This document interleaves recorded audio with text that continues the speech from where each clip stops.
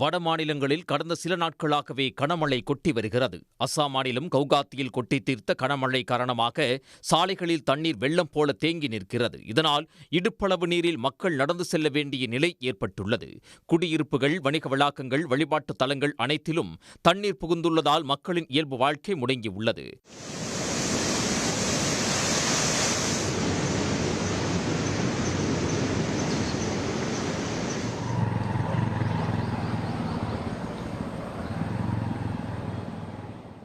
சாலையில் பெருக்கெடுத்து ஓடும் மழைநீரால் வாகனங்கள் நீந்திச் செல்ல வேண்டிய நிலை ஏற்பட்டுள்ளது.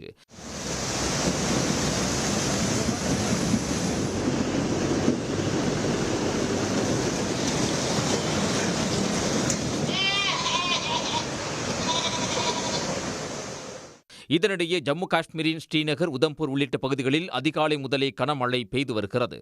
ராம்பன் பகுதியில் காற்றுடன் கூடிய ஆலங்கட்டி மழை பெய்தது.